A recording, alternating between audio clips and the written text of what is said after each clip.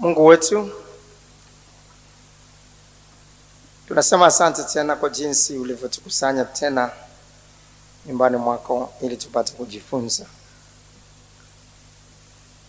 Tuna kiu, tuna shauku bado ya kuyafahamu yale yaliyofichika, ili tupate kuyaelewa yote yaliyo katika maandiko, ili tujiweke tayari. Mpe kila mmoja wetu basi, kadiri tunavyoendelea kujifunza kuhusiana na kitabu cha Ufunuo, kuyaona yale ambayo yameonekana magumu kwetu kuwa rahisi, ili tujue yatupasayo kutenda kwa utukufu wa jina lako, katika jina la Yesu. Asante Mungu mwema, kwa sababu umesema ombeni nanyi mtapewa, nasi tumeomba na hivyo tunajua tumepokea katika jina la Yesu. Amen. Vizuri sana. Leo tena tunaendelea kujifunza kitabu cha Ufunuo wa Yohana ambacho tumeanza kujifunza wiki iliyopita. Tulianza kujifunza sura ile ya kwanza katika wiki iliyopita, na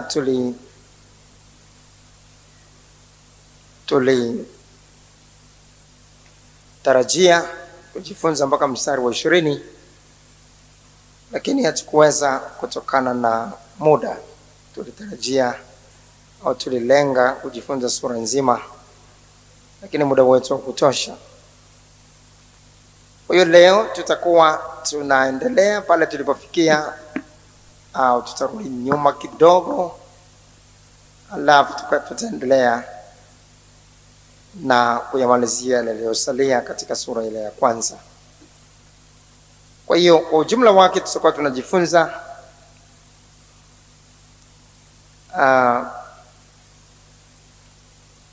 Ufunuo Yohana sura ile ya kwanza mstari wa 12 mpaka mstari wa 20.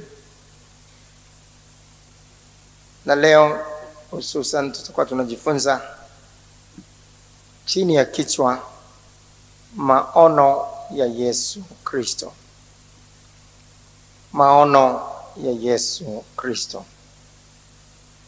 Na kama ilivyo kawaida, kile kinachokuwa kichwa katika siku ya kuichambua Biblia kinakuwa ni kimoja kati ya vipengele kadhaa ambavyo tunavitumia kujifunza au kutafakari mistari husika. Kwa hiyo kwa ujumla wake tutakuwa tukijifunza mistari hii chini ya vipengele 5. Kipengele cha kwanza ni hicho, maono ya Yesu Kristo. Tutaliangalia hilo katika mstari wa 12 mpaka 16, alafu mstari wa 20. Maono ya Yesu Kristo, mstari wa 12 mpaka 16, alafu mstari wa 20.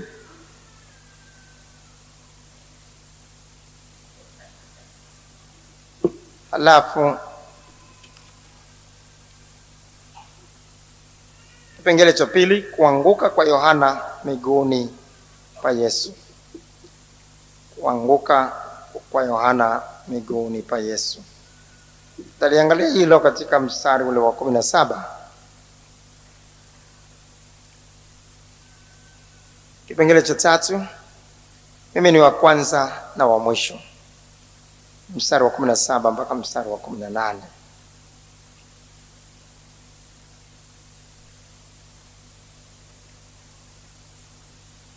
Mimi ni wa kwanza na wa mwisho, mstari wa 17 mpaka 18. Kipengele cha 4, ninazo funguo za mauti na za kuzimu. Mstari ule wa 18. Ninazo funguo za mauti na za kuzimu. Kipengele cha 5, yandike uliyoyaona, yaliyopo, yatakayokuwako. Yandike uliyoyaona, yaliyopo, yatakayokuwako. Mstari wa 19. Kipengele cha kwanza sasa, maono ya Yesu Kristo. Kama tulivyogusia katika somo letu wiki iliyopita,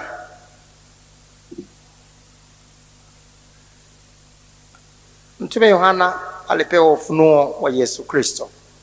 Katika mstari wa kwanza kabisa Ufunuo Yohana 1:1 tunaona maandiko akisema ufunuo wa Yesu Kristo aliopewa na Mungu. Tulijifunza kwamba ufunuo ni neno ambalo linazungumzia kuondolewa kwa pazia ili kile kilichofichika kipate kuonekana sawa sawa. Kile kilichofichika kiweze kuonekana. Na hapa alipewa ufunuo wa Yesu Kristo katika utukufu wake. Maana yake alimuona sasa Yesu Kristo katika utukufu wake, uso kwa uso, katika maono haya, katika mwanzo wa maono haya alipokuwa katika kisiwa cha Patmo. Sasa twende moja kwa moja sasa katika mstari wa 12 mpaka 16. Na mstari wa 20 unakuwemo, unahusika vile vile na maono haya. Nikageuka niione ile sauti iliyosema nami. Na nilipogeuka niliona vinara vya taa 7 vya dhahabu. Na katikati ya vile vinara nikaona mtu mfano wa mwanadamu. Amevaa vazi lilofika miguuni na kufungwa mshipi wa dhahabu matitini. Kichwa chake na nywele zake zilikuwa nyeupe kama sufu nyeupe, kama theluji, na macho yake kama mwali wa moto, na miguu yake kama shaba iliyosuguliwa sana, kana kwamba imesafishwa katika tanuru, na sauti yake kama sauti ya maji mengi. Naye alikuwa na nyota 7 katika mkono wake wa kuume, na upanga mkali wenye makali kuwili ukitoka katika kinywa chake, na uso wake kama jua liking'aa kwa nguvu zake. Mstari wa 20. Siri ya zile nyota 7 ulizoziona katika mkono wangu wa kuume na vile vinara 7 vya dhahabu. Zile nyota 7 ni malaika wa yale makanisa 7, na vile vinara 7 ni makanisa 7. Tulijifunza mapema katika somo lililopita kwamba vinara vya taa 7 vya dhahabu vinavyotajwa katika mstari wa 12 ni makanisa 7, kama inavyotajwa hapo katika mstari wa 20 waziwazi juu ya ufafanuzi wa maana ya vinara hivi vya taa 7 vya dhahabu. Na hapa yanatajwa makanisa 7 ambayo yameorodheshwa katika mstari wa 11: Efeso, Smyrna, Pergamo na Thiatira, na Sardi na Philadelphia na Laodikia. Makanisa haya sasa 7 ndiyo ambayo hatimaye yanapelekewa ujumbe kwa niaba ya makanisa mengine yote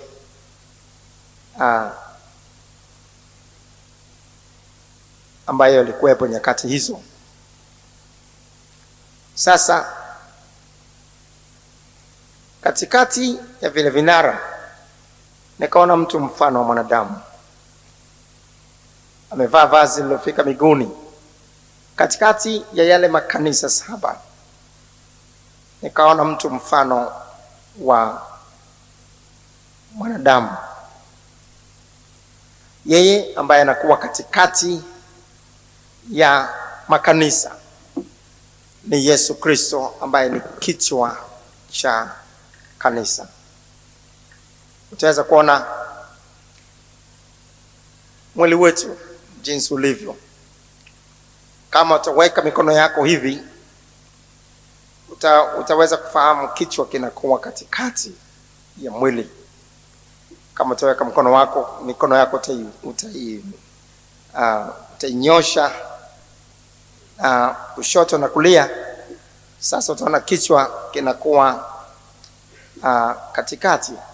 Kwa hiyo kimsingi yeye aliyekuwa anaonekana hapa, aliyekuwa katikati ya vinara 7 alikuwa ni Yesu Kristo, ambaye ni kichwa cha kanisa. Yesu Kristo ambaye ni kiongozi mkuu wa kanisa, ambaye yeye ndio anaangalia maongozi yote ya mwili wa Kristo, wa kanisa, maongozi yote ya kanisa kama vile maongozi yote ya mwili yanavyotoka kichwani katika miili yetu. Kwa yeye aliyekuwa katikati ya vile vinara alionekana kama mfano wa mwanadamu ni Yesu Kristo, na hapa alikuwa katika utukufu. Inatajwa hapa sasa kwamba alikuwa amevaa vazi lililofika miguuni. Mavazi yaliyokuwa yanafika miguuni, kwa lugha rahisi ambayo tunaweza tukaitumia leo, ni kanzu au majoho. Yalikuwa yanavaliwa na makuhani wakuu na hata makuhani pia, na vile vile yalivaliwa na waamuzi au mahakimu.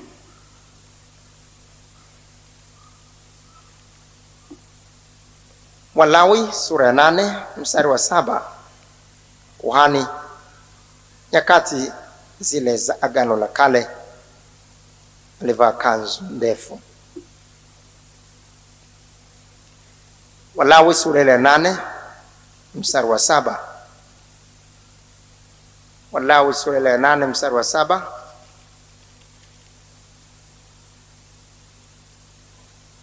Kisha akamvika Haruni ile kanzu. Haruni alikuwa kuhani mkuu, na pale tunaposoma juu ya wana wa Haruni sasa inazungumzia makuhani.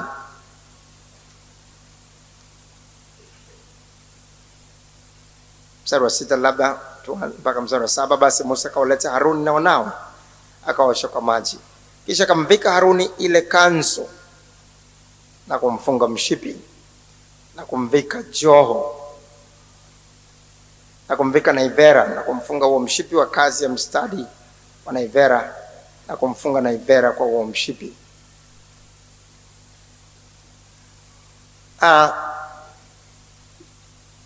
Hapa Yesu Kristo kwa kuvaa mavazi mpaka miguuni anataka kutufundisha kwamba kule mbinguni yaliko sasa hivi bado anakuwa ni kuhani kwetu. Kazi ya kuhani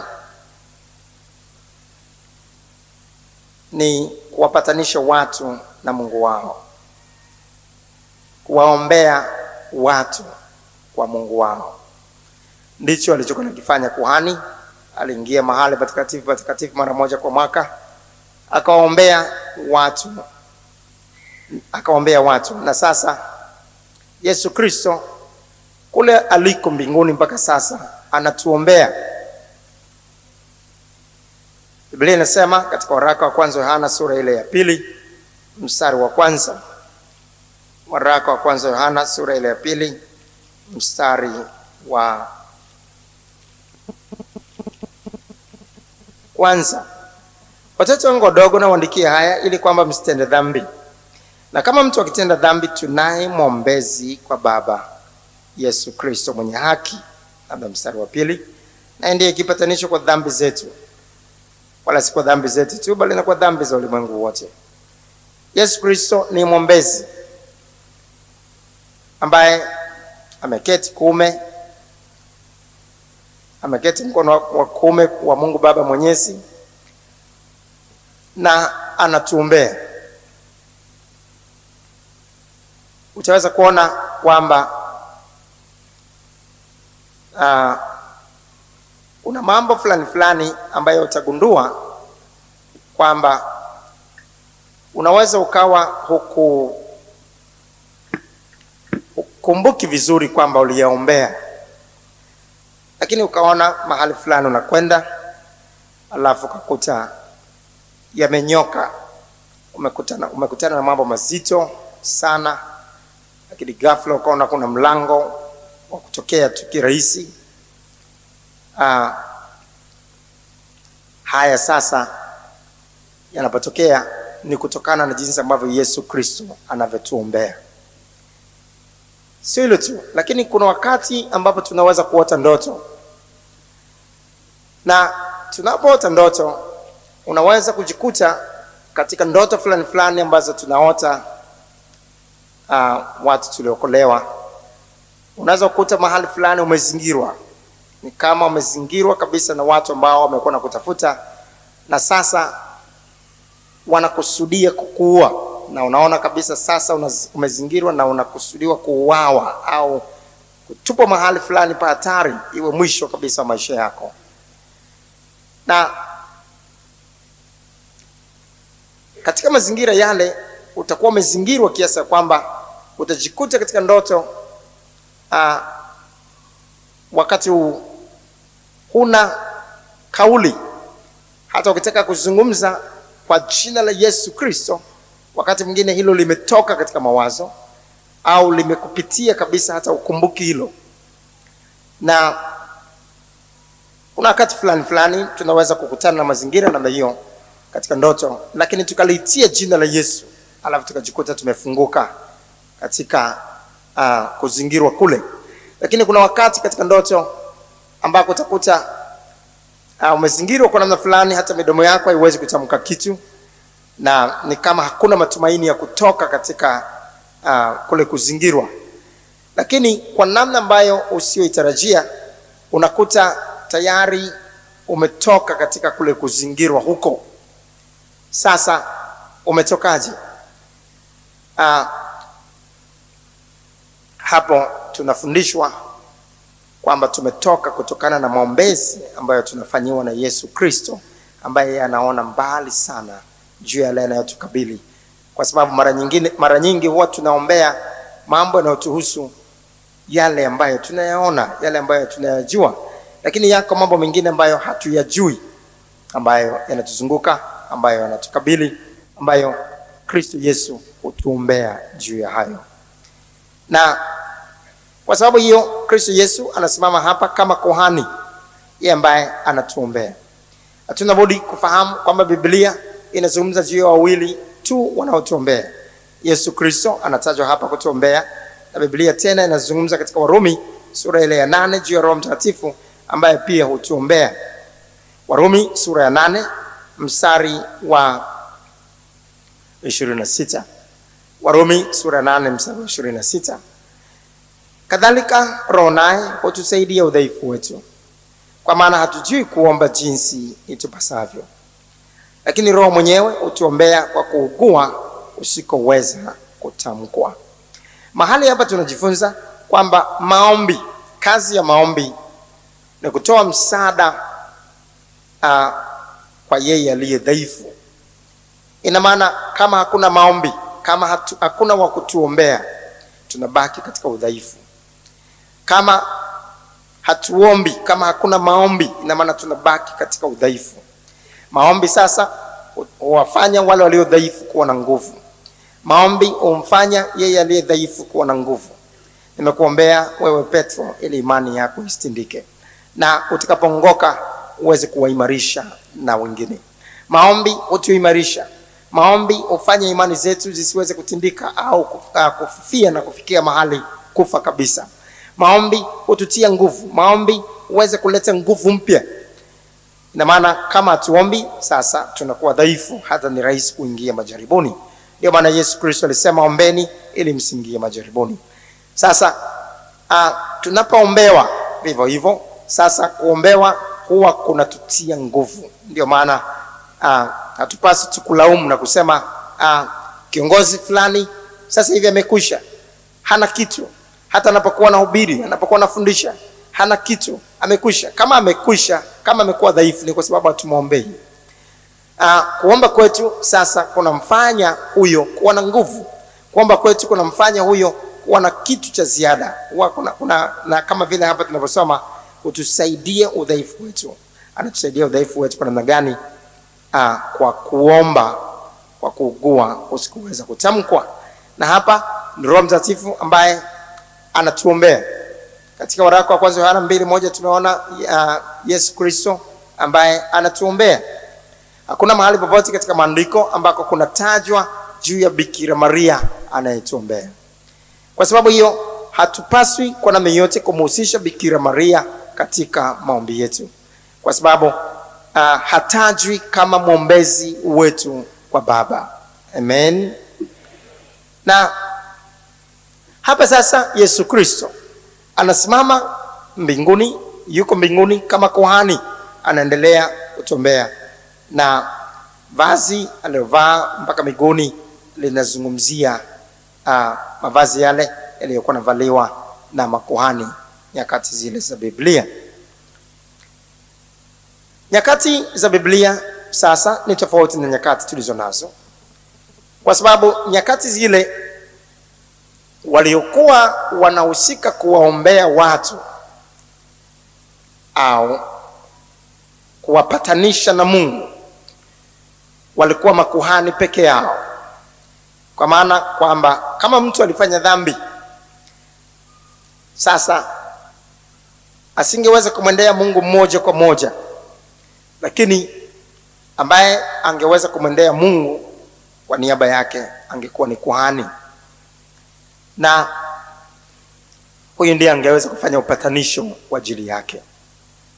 Lakini leo ni tofauti. Si sote tumekuwa makuhani, tumefanywa makuhani kwa Mungu. Baada ya kuwa tumeoshwa dhambi zetu, tumefanywa makuhani kwa Mungu. Katika Ufunuo Yohana sura ile ya 1 mstari ule wa 5 mwishoni mpaka mstari wa 6, Biblia inasema, yeye atupendaye na kutuosha dhambi zetu katika damu yake na kutufanya kuwa ufalme na makuhani kwa Mungu. Tuseme wote, na kutufanya kuwa makuhani kwa Mungu. Tena ndiyo tumefanyika makuhani kwa Mungu, na kila mmoja aliyokolewa amefanyika kuwa kuhani kwa Mungu. Sasa kwa kufanyika kila mmoja wetu kuwa kuhani kwa Mungu, tumepewa huduma ya upatanisho, kwamba kila mtu aliyokolewa sasa anaweza kumpatanisha mwanadamu na Mungu wake. Katika Wakorintho wa pili sura ile ya 5 mstari ule wa 18 mpaka mstari ule wa 19, Biblia inasema, Wakorintho wa pili sura ya 6 mstari ule wa 18 mpaka mstari wa 19, lakini vyote pia vyatokana na Mungu aliyetupatanisha sisi na nafsi yake kwa Kristo, naye alitupa huduma ya upatanisho. Mara tu tunapokuwa tumepatanishwa, tumesamehewa dhambi zetu, sasa tunakuwa tumepewa sisi nasi huduma ya upatanisho. Yaani Mungu alikuwa ndani ya Kristo akiupatanisha ulimwengu na nafsi yake, asiwahesabie makosa yao, naye ametia ndani yetu neno la upatanisho. Tunapokuwa tunakwenda kumhubiri awali yote, tunamshuhudia mtu, hilo neno tunalihubiri linaitwa neno la upatanisho, kwa sababu neno hilo ndio hatimaye, neno hilo la Injili ndilo ambalo hatimaye litampatanisha mtu mwenye dhambi na Mungu wake. Kwa hiyo huduma ya upatanisho sasa inakuwa ni yetu wote, kwa sababu sisi sote tumefanyika makuhani. Ni kazi yetu kila mmoja wetu kuhubiri Injili kwa kila kiumbe, na sio kazi ya kuhani peke yake leo, si kazi ya mchungaji peke yake leo wapatanisha watu na Mungu kama ilivyo zamani. Ndio maana leo pale ambapo tunakutana na mtu mwenye dhambi, tunaweza tukamuongoza sala ya toba, tukampatanisha na Mungu wake. Na tutaongoza sala ya toba hawa watu ambao hawajui kuomba, na tutaongoza jinsi wapasayo kuomba ili wapate kusamehewa, ili wapate kupatanishwa na Mungu wao. Kwa hiyo hapa tunafanya kazi ya ukuhani katika kuwapatanisha watu na Mungu wao, na hata tunaweza kuwaombea, na kwa kuombea tunafanya kazi ya ukuhani.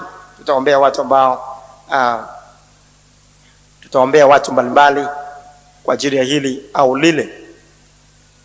Sasa basi, kwa sababu tumefanyika wote kuwa makuhani, tofauti na mwanzoni mavazi ya namna hii ambayo yanaelezewa, mavazi ya makuhani ilikuwa mavazi marefu, mishipi inavaliwa mahali fulani, walikuwa wanavaa kofia za namna fulani kichwani, na mambo mengi yanayotajwa juu ya mavazi kuhusiana na makuhani nyakati zile za Agano la Kale yalikuwa na lenga kumtofautisha mtu wa kawaida na kuhani, ili julikane waziwazi mtu huyu hawezi sasa hana huduma ya upatanisho ndani mwake ambayo ilikuwa ya kuhani peke yake. Lakini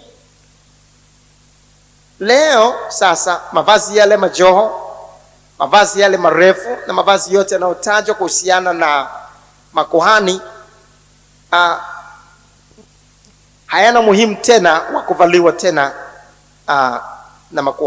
na wachungaji kama ilivyokuwa mwanzo, kwa sababu sasa sote tumekuwa makuhani. Tuna neno la upatanisho na ndani mwetu, na Kristo Yesu sasa alitoa mfano wa jinsi ambavyo hatimaye alikuwa akihubiri bila kuvaa mavazi yote. Alikuwa anavaa makuhani nyakati hizo, alikuwa anavaa mavazi ya kawaida tu katika kuhubiri kwake. Na hata maandiko yanasema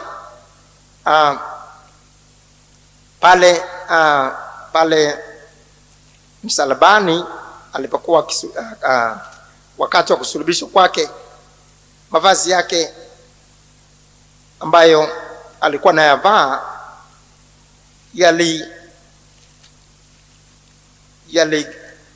yaligawiwa kwa watu wa kawaida tu. Biblia inasema katika Yohana sura ya 19 mstari ule wa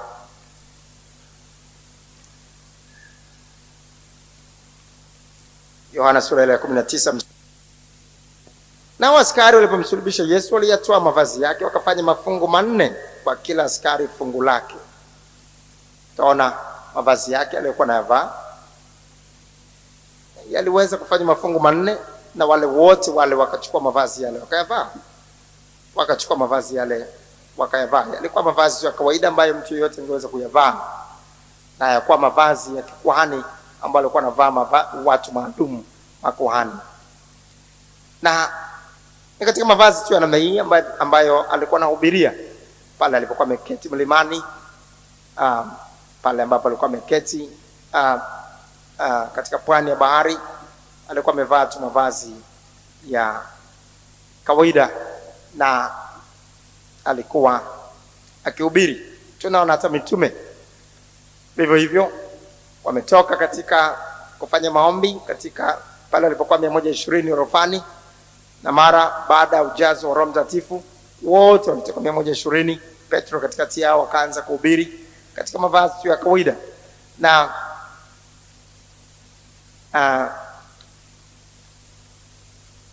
tutaona tena na tena hata pale ambapo Paulo mtume amefungwa katika gereza, na hatimaye tunajua jinsi ambavyo alivyokuwa amevuliwa nguo zake na kupigwa mijeredi na kuwa katika hali tu ya vinguo vya ajabu ajabu karibu uchi na kufungwa gerezani hivyo. Lakini hatimaye tetemeko lilivyotetemesha gereza, sasa yule mlinzi akasema, bwana zangu nipasa nifanye nini nipate kuokoka? Alianza kuhubiri pale pale, mwamini Bwana Yesu na utaokoka pamoja na nyumba yako. Hakusubiri kuvaa joho, wala hakuvaa joho katika kufanya mahubiri hayo. Amen. Kwa hiyo tunaweza kuona mifano mingi mbalimbali ambapo sasa watu watakuwa wanahubiri bila haja ya mavazi yote, na mtu yote katika mazingira yote alionayo atakuwa anahubiri. Haikuwa hivyo nyakati zile za Agano la Kale. Kwa hiyo mahali hapa tunajifunza sasa tofauti ya nyakati hizo na nyakati tulizo nazo kuhusiana na mavazi. Lakini kimsingi hapa Yesu Kristo anataka kuonyesha kwamba kule aliko bado hata sasa ni mwombezi kwetu, anatuombea, anafanya kazi ya kuhani, na sio tu kuhani lakini kuhani mkuu. Sio tu, lakini mavazi haya marefu yalivaliwa na mahakimu. Mavazi haya marefu yalivaliwa na mahakimu kama ambavyo tumetangulia kudokeza, na mavazi haya sasa vile vile yanaonyesha Yesu Kristo amesimama kule, yuko kule juu kama hakimu. Yeye ndiye mhukumu ambaye atahukumu ulimwengu wote, na kwa kila neno tutahukumiwa, na kwa kila tendo tutahukumiwa, na mwenye aliyepewa hukumu shughuli yote kuhukumu ni Yesu Kristo, kama maandiko yanenavyo katika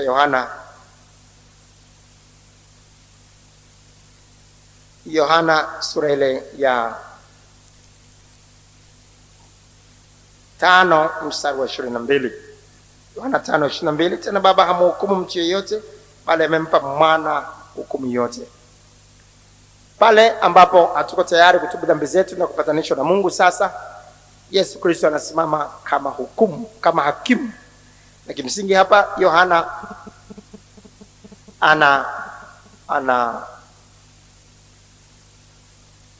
anaonyeshwa hapa juu ya Yesu Kristo ambaye ni hakimu, akiwa tayari kuja kuhukumu ulimwengu na kuwatenga mbuzi na kondoo pale atakapokuja katika utukufu wake. Wakati alipokuja mara ya kwanza hakuwa katika utukufu, hakuja kama hakimu. Alisema hakuja kuhukumu ulimwengu wakati ule alipokuja duniani mara ya kwanza, lakini atakapokuja kama mara ya pili duniani na kila jicho kumwona, wakati wa kuja kwa Yesu Kristo mara ya pili na kutua katika mlima wa Mizeituni, atakuja kuwabagua mbuzi na kondoo, na atakuja kama hakimu. Tunaona vile vile akiwa amevaa mshipi wa dhahabu matitini au katika sehemu hii ya kifua, na mshipi wa dhahabu vile vile ulivaliwa na wafalme. Mshipi wa dhahabu ulivaliwa na wafalme. Kwa hiyo hapa Kristo Yesu katika utukufu wake anakuwa ameketi kama mfalme wa wafalme, anakuwa ameketi kama mfalme wa wafalme. Na mfano Yohana sura ile ya 19 mstari wa 16, ana jina limeandikwa katika vazi lake na paja lake, mfalme wa wafalme na Bwana wa mabwana. Katika utukufu wake Yesu Kristo ni mfalme wa wafalme, na wafalme wote wako chini ya hukumu yake. Wafalme wote wako chini ya msamaha wake.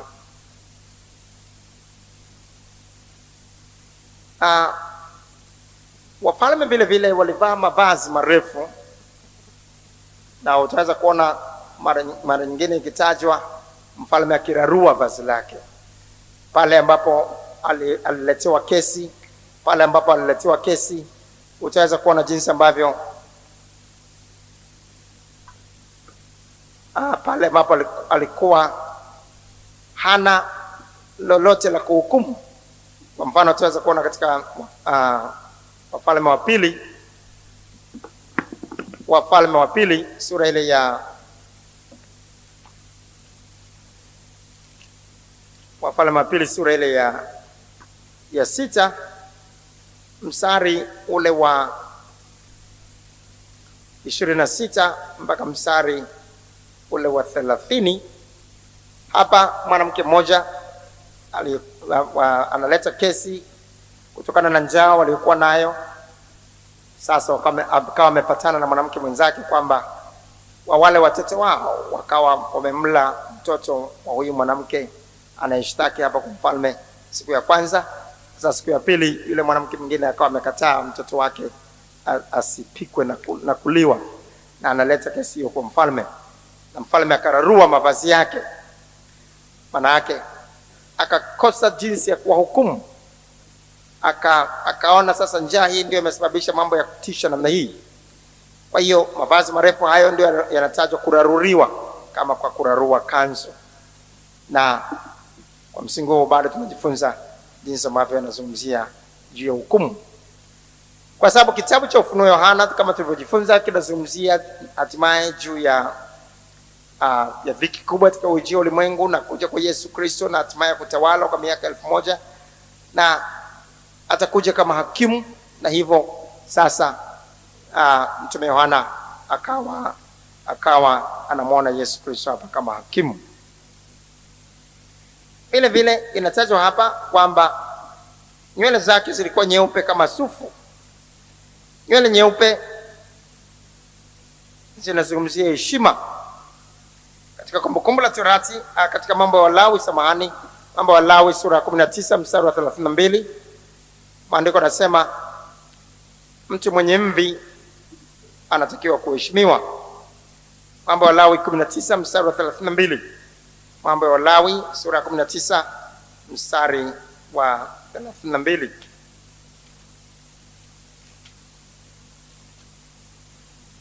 Mambo ya Walawi sura ya 19 mstari wa 32. Ondokeni mtu mwenye mvi, heshimuni uso wa mtu mzee, nawe mche Mungu wako, mimi ndimi Bwana. Awaye yote ambaye amekuwa ana mvi, andiko nasema tunapasa kumheshimu. Na kimsingi nywele nyeupe sasa zinazungumzia heshima, na sio heshima tu, lakini zinazungumzia vile vile hekima. Mithali 16 mstari wa 31. Mithali 16 mstari wa 31. Mithali 16 mstari wa 31. Kichwa chenye mvi ni taji ya utukufu. Kichwa chenye mvi ni taji ya utukufu. Inazungumzia heshima hapo, ambao ndio utukufu. Na manake kwa mtu mzee tunaweza kutarajia kupata kitu hapo. Kwa mtu mzee ameyaona mengi, ana mambo mengi ambayo anaweza kutufundisha kutokana na uzoefu wake wa maisha. Kwa hiyo maandiko nasema hapo kichwa cha mwenye mvi ni taji ya utukufu. Lakini watu wengine wakishakuwa na mvi, basi wanatafuta madawa kuzibadilisha ili ziwe nyeusi. Tena kumbe wanaondoa utukufu wao bila kujua. Tukiwa na mvi, tukumbuke wakati wote ndio utukufu wenyewe. Nywele nyeusi na maana inaonyesha utoto.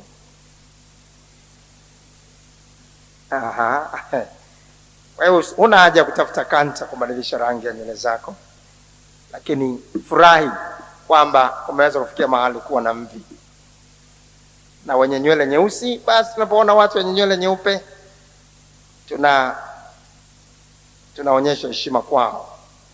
Kristo Yesu sasa anakuwa na nywele nyeupe hapa, kuonyesha kwamba heshima yote, utukufu wote, hekima yote iko kwake. Macho yake yanatajwa hapa kama mwali wa moto.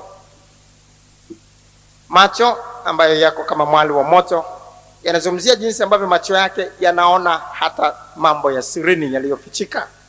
Atakapokuja katika hukumu, ataweka yote hukumuni, hata yaliyo ya sirini. Yale yaliyo sirini leo ambayo tunayafanya, ambayo yanakuwa hayaonekane kwa washirika wenzetu, yatawekwa hadharani, yatawekwa peupe. Katika Mhubiri sura ile ya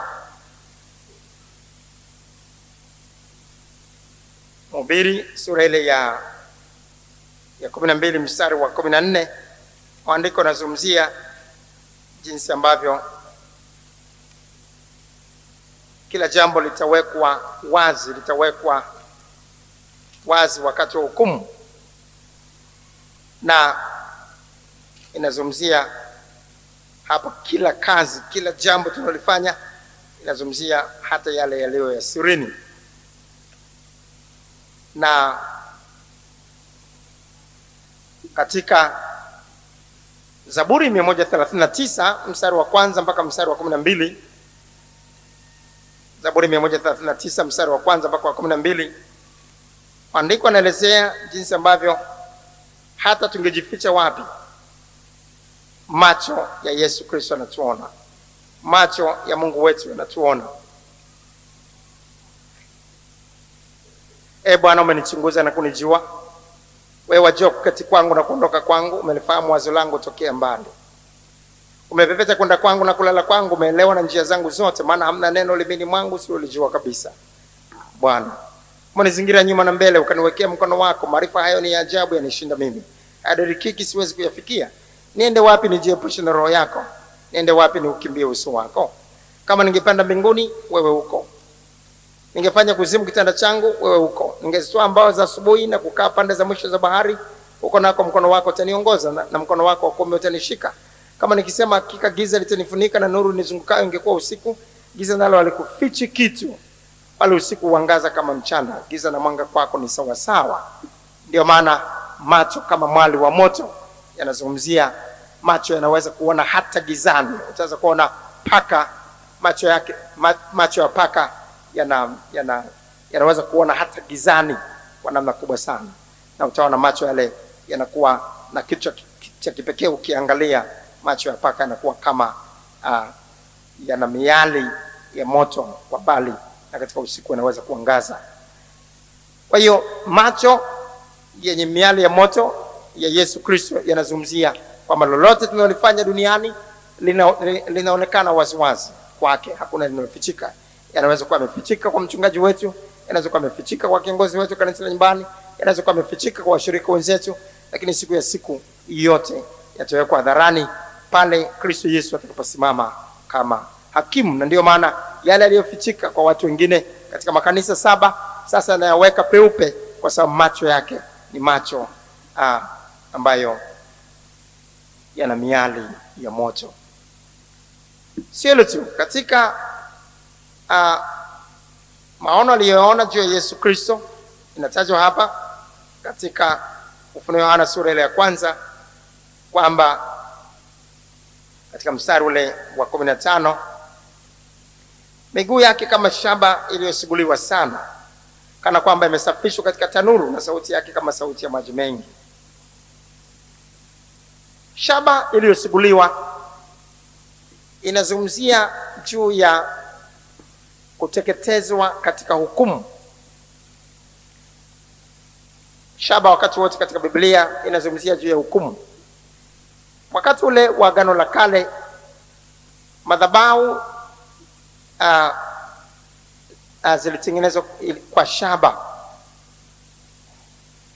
na vile vile vishikio ambavyo vilikuwa kama namna ya ndoana, ambavyo nyama ambayo ilikuwa ni sadaka ya kuteketezwa iliwekwa juu ya hizo ndoana kabla ya kuteketezwa. Vishikio hivyo au namna hizo za ndoana ambazo nyama ilikaa juu yake vilikuwa vya shaba. Kwa hiyo sasa nyama ile ambayo ilitolewa kama sadaka ilipoteketezwa kwa moto, sasa iliteketezwa nyama ile juu ya vishikio vya shaba. Kwa hiyo shaba kimsingi inazungumzia hukumu ya kuteketezwa, na Kristo Yesu maana yake ndiyo hakimu ambaye anawahukumu watu kuteketezwa katika moto pale ambapo hawakuwa tayari kupatanishwa na Mungu wao. Na hilo ndilo ambalo linaonekana katika miguu iliyosuguliwa sana, kama kwamba imesafishwa katika tanuru.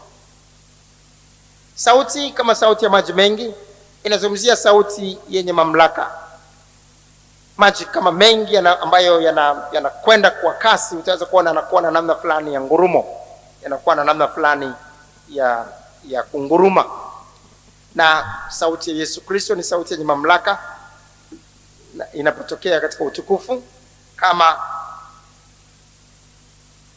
ambavyo tunaona katika Yohana sura ile ya 12 mstari wa 28 mpaka mstari wa 30. Mungu alipozungumza hapa katika Yohana 12 mstari wa 28 mpaka mstari wa 30, akisema jina la Yesu amelitukuza. Wale waliosikia, wengine walisema ni sauti ya ngurumo, wengine walisema ni malaika amesema pamoja naye, sababu sauti yake si sauti ya kawaida. Inapokuja katika utukufu inakuwa ni sauti yenye mamlaka kubwa sana. Ni sauti kama sauti ya ngurumo. Ni sauti inayoweza kumfanya hata mtu aanguke kutokana na mamlaka kubwa inayoambatana nayo. Bado tuko katika Ufunuo Yohana sura ile ya kwanza, na sasa ni mstari wa Ufunuo Yohana sura ile ya kwanza, mstari wa 16. Naye alikuwa na nyota 7 katika mkono wake wa kuume. Nyota 7 hapa zinatajwa hapa katika mstari wa 20. Sira zile nyota 7 ulizoziona, inaelezwa hapa mwishoni. Zile nyota 7 ni malaika wa yale makanisa 7. Neno malaika ambalo utaona neno malaika linatajwa katika neno malaika linatajwa katika sura ile ya 2 na sura ile ya 3. Malaika wa kanisa lililoko Efeso andika. Malaika wa kanisa lililoko Smyrna andika. Malaika wa kanisa kimsingi hapa ni mchungaji wa kanisa. Neno malaika linatokana na neno la Kiyunani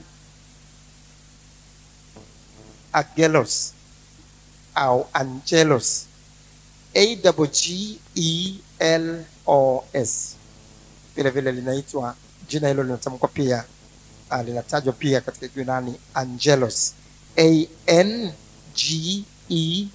ANGELOS, angelos. Sasa kutokana na neno angelos la Kiyunani tunapata neno angel la Kiingereza ambalo linatafsiriwa malaika. Angel linatokana na angelos au angelos. Na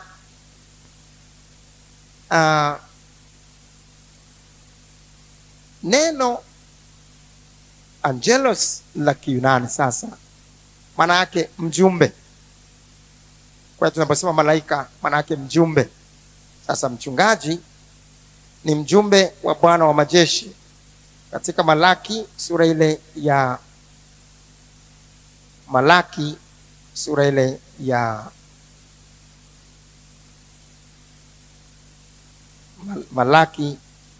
ya 2 mstari wa 7, Biblia inasema,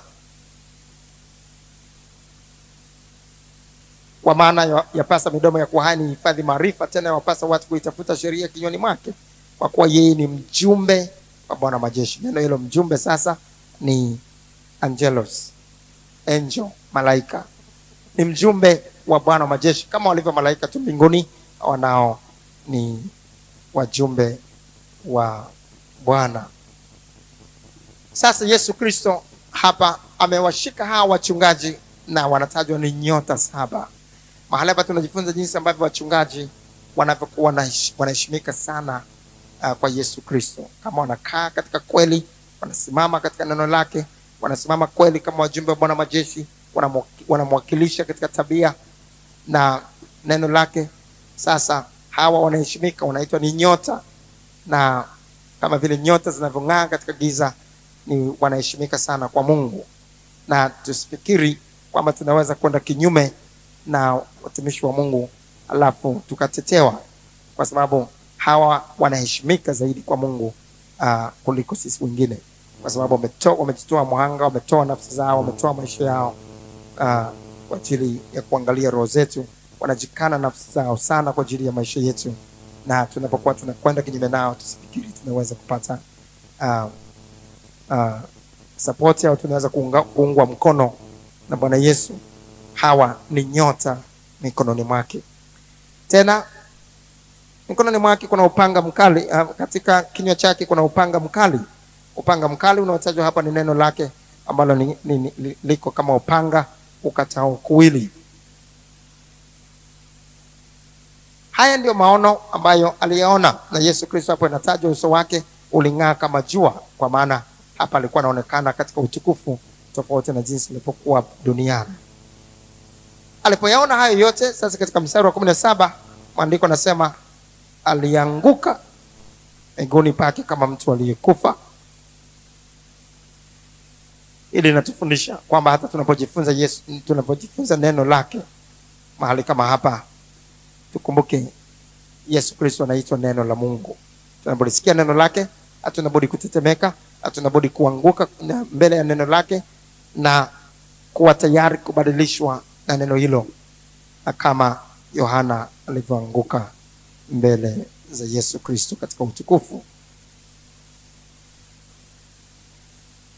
Kipengele cha 3 sasa, baada ya kuwa tumeanguka juu ya kuangalia kuanguka kwa Yohana miguuni pa Yesu, katika kipengele cha 2 ni mstari wa 17 mpaka 18. Mimi ni wa kwanza na wa mwisho, na aliye hai, nami nalikuwa nimekufa, na tazama ni hai hata milele na milele. Wa kwanza na wa mwisho ni tafsiri sasa ya Alfa na Omega. Maneno Alfa na Omega ambayo yanatajwa katika mstari wa 8. Alfa ni herufi ya kwanza katika Kiyunani kama inavyokuwa A tulivyozoea katika Kiswahili au Kiingereza. A sasa katika Kiyunani ni Alfa, herufi ya kwanza, na herufi ya mwisho Z ni Omega. Kwa hiyo wa kwanza na wa mwisho. Yesu Kristo ni wa kwanza na wa mwisho. Ameumba mbingu na nchi, hakuna mwingine atakayeumba tena. Yeye ni wa kwanza na wa mwisho. Mamlaka yake, uwezo wake ni wa kwanza na wa mwisho. Na kama madaktari wamesema hatuwezi kupona, hatuwezi kuwa na hiki na kile, tukumbuke wa mwisho na wa kwanza ni Yesu Kristo, na hao wengine wote wako chini ya mamlaka yake na uwezo wake. 4, ninazo funguo za mauti na za kuzimu, mstari wa 18.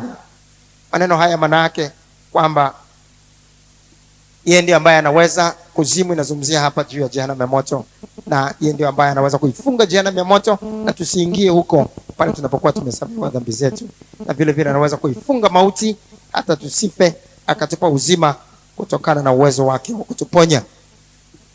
Kwa sababu yetu tukimwendea Yesu Kristo mwenye funguo za mauti na za kuzimu, tunaweza tukapata uzima na vile vile tukapona kutoka katika kutupwa katika jehanamu ya moto au kuzimu.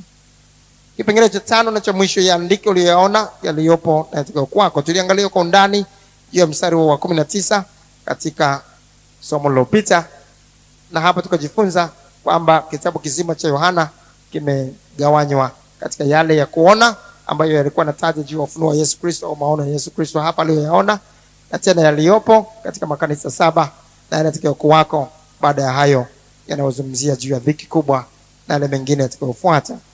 Sasa tutaanza kuona katika sura ya 2 kuendelea kuhusiana na yale yaliyopo katika makanisa 7 kama tulivyogusia kidogo katika somo lililopita. Ili tuweze kuelewa kitabu cha Ufunuo Yohana, ni muhimu kufuatilia sura kwa sura, mstari kwa mstari. Ukikosa tu kidogo Jumatano moja, ni rahisi kujikuta mengine huwezi kuelewa vizuri, kwa sababu yameshikamana kama mnyororo, na si rahisi kuyazungumzia sana aliyopita tuliyokwisha jifunza.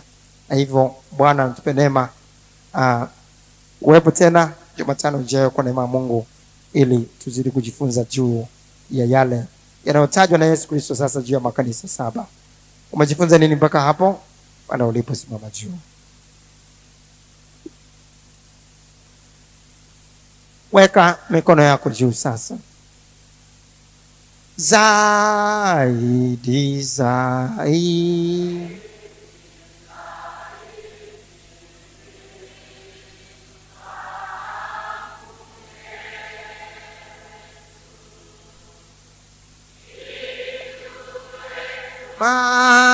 maneno yake na tena ninatende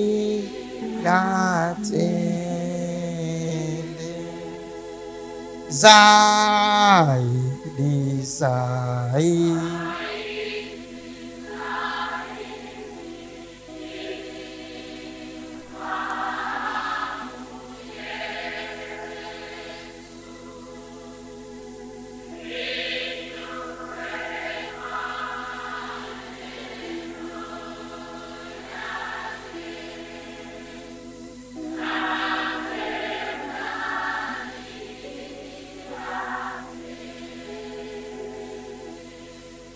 Mshukuru Bwana kwa yale yote ambayo ametufundisha, na Mwambie Bwana asante kwa jinsi ambavyo anazidi kufanya yale yaliyofichika kuwa wazi kwa namna ya pazia kuondolewa kutokana na ufunuo, kutokana na kitabu hiki cha Ufunuo, na yale yaliyofichika yanazidi kuwa wazi mbele ya macho yetu.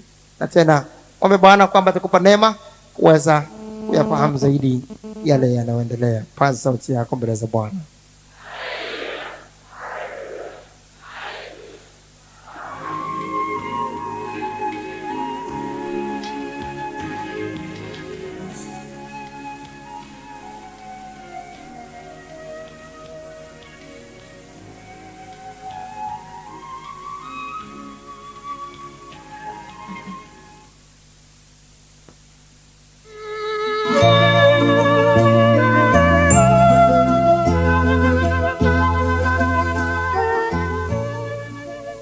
Tunatumaini umebarikiwa na mafundisho haya.